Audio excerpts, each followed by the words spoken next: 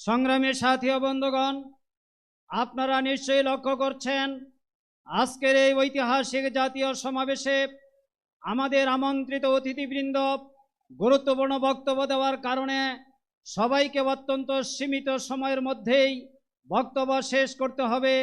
এই অনুভূতিকে সামনে রেখেই আমাদের নেতৃবৃন্দ বক্তব্য রাখবেন। এখন বক্তব্য পেশ করবেন ভারতীয় উপমহাদেশের সর্ববৃহৎ ছাত্র সংগঠন, যে ছাত্র সংগঠনটি আওয়ামী লীগের বিরুদ্ধে আন্দোলন করার অপরাধে এই সংগঠনের হাজার হাজার নেতা কর্মীকে পঙ্গু করে দেওয়া হয়েছে, হত্যা করা হয়েছে, আয়নাগরে গিয়ে নির্যাতন করা হয়েছে। সেই প্রিয় কাফেলা বাংলাদেশ ইসলামী ছাত্র শিবিরের সংগ্রামী সেক্রেটারি জেনারেল, জুলাই যোদ্ধা ছাত্রনেতা জনাব নুরুল ইসলাম সাদ্দাম। আউযু বিল্লাহি মিনাশ শাইতানির রাজিম। বিসমিল্লাহির রহমানির রহিম।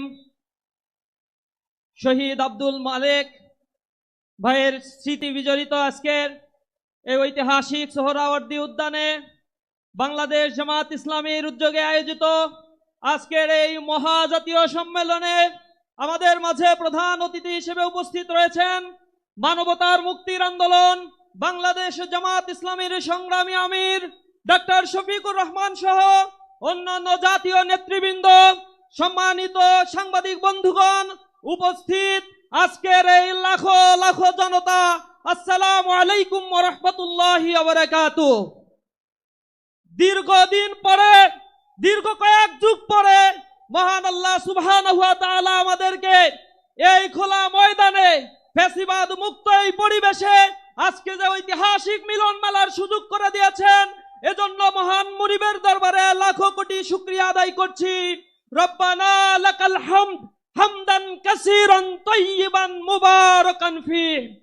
সংগ্রামী উপস্থিতি, আজকে যে 7 দফা দাবি নিয়ে জামাত ইসলামীর মহাসমাবেশের আয়োজন হয়েছে, ইন্টারিম গভর্নমেন্টের কাছে বিনীতভাবে অনুরোধ জানাই তারা অনতি বিলম্বে গণ এই দাবি মেনে নিয়ে একটি সুষ্ঠু নির্বাচনের ব্যবস্থা করবেন।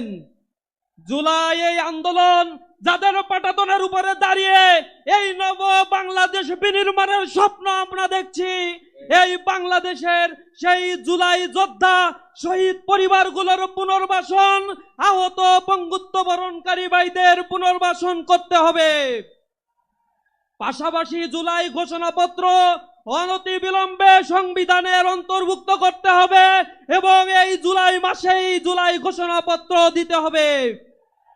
সংগ্রামী উপস্থিতি, এই আন্দোলনের সূতিকাগার সূত্র যেখান থেকে হয়েছিল এই ক্যাম্পাসগুলোতে আমরা দেখেছি, ক্যাম্পাসে বিগত ফ্যাসিবাদের আমলে শিক্ষা ব্যবস্থাকে ধ্বংস করে দেওয়া হয়েছে।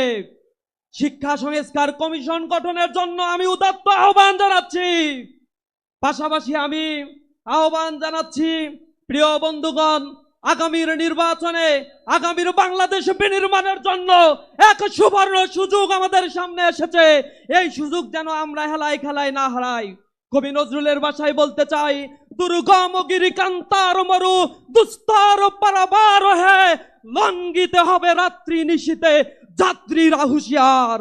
আমাদের সজাগ থেকে দৃঢ় কদমে আগামীর বাংলাদেশকে গড়ে তোলার জন্য সর্বশক্তি বিনিয়োগ করতে হবে। সবাইকে সেই উদাত্ত আহ্বান জানিয়ে আমার কথা শেষ করছি। আসসালামু আলাইকুম ওয়া রাহমাতুল্লাহি ওয়া বারাকাতুহু।